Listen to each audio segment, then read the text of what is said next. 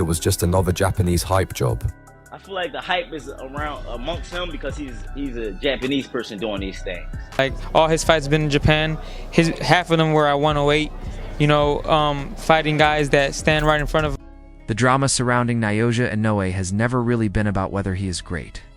That question was answered years ago, long before the world fully caught on. The real drama has always been about how people react to his greatness. How arrogance, doubt, and outright disrespect seem to follow him into every new stage of his career. For a fighter so soft-spoken outside the ring and so clinical inside it, Inoue has an uncanny ability to bring out the worst instincts in his opponents. They underestimate him. They mock his size. They belittle his background. Some even question his integrity. And time after time, those words come back to haunt them in the most violent way imaginable. Naoya Inoue is not supposed to be this terrifying. On paper, he doesn't look like a destroyer. He isn't a heavyweight. He doesn't tower over opponents with sheer mass. He comes from Japan, a country that for decades was treated as an afterthought by the Western boxing establishment. Yet legends like Mike Tyson watched him fight and immediately understood something others missed. There was a different kind of menace in him, a quiet, predatory presence. Tyson didn't hesitate to call him a monster, and once that name stuck, it stopped sounding like hype and started sounding like a warning. Still, warnings are often ignored in boxing.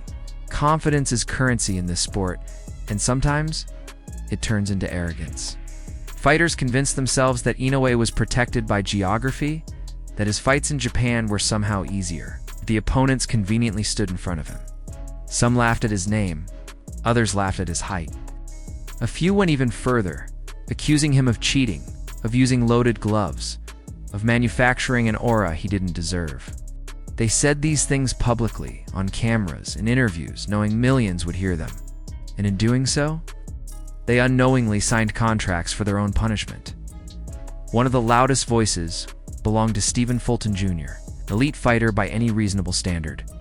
Fulton wasn't some random challenger plucked from obscurity. He was a unified champion, a technician, a man who had gone through real wars and come out the other side with belts and credibility. But somewhere along the way, confidence curdled into contempt. Fulton dismissed Inoue as too small, too short. An overhyped Japanese fighter whose resume was padded by favorable conditions.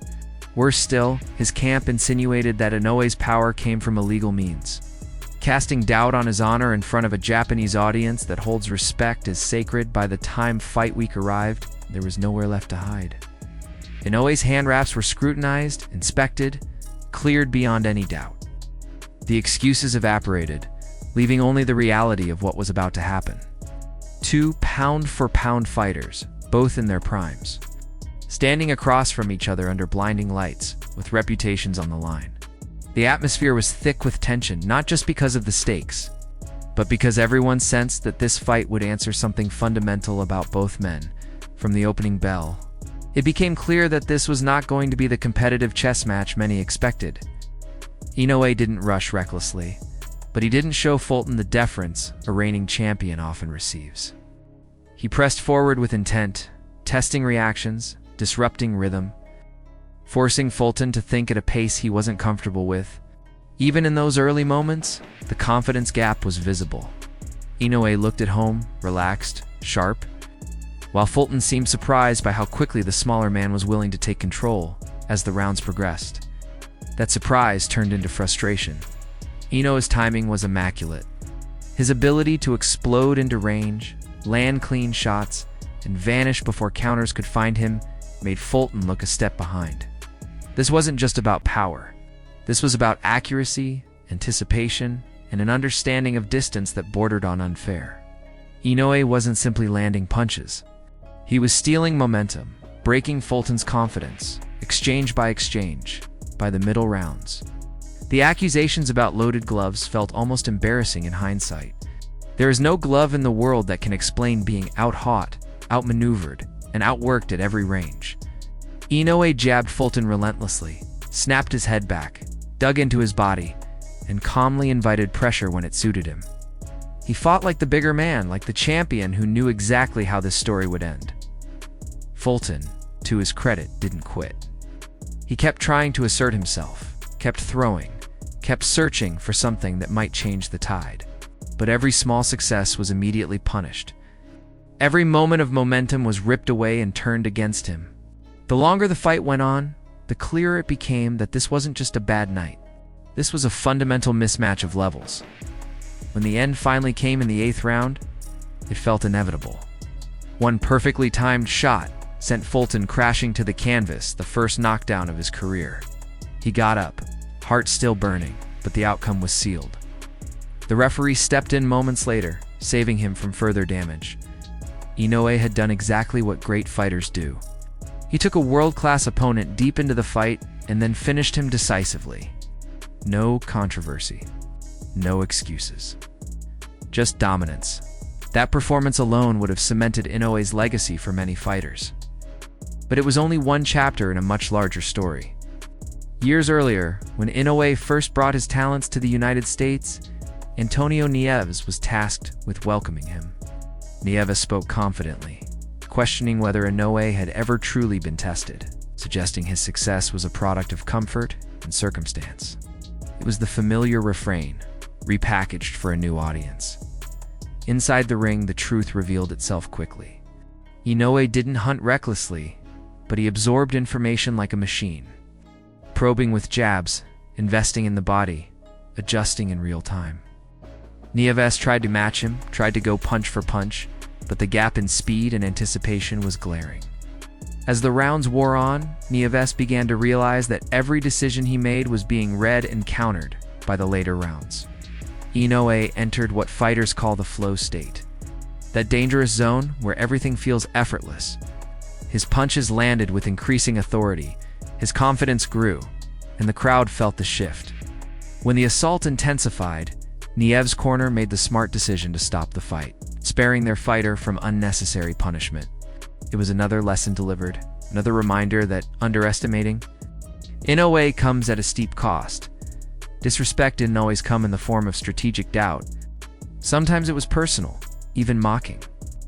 British fighter Jamie McDonnell famously joked about Inoue's name, brushing it off as something he couldn't even be bothered to pronounce correctly. In the ring, humor vanished quickly. Once Inoue found his range, the fight turned brutal. Clean shots landed in bunches, knockdowns followed, and the reality of facing the monster became painfully clear. Whatever jokes McDonnell had prepared ended that night, replaced by a first-hand education in precision and power. Perhaps the most emotionally charged example of Inoue's vengeance came against Emmanuel Rodriguez. This wasn't just about words exchanged in interviews.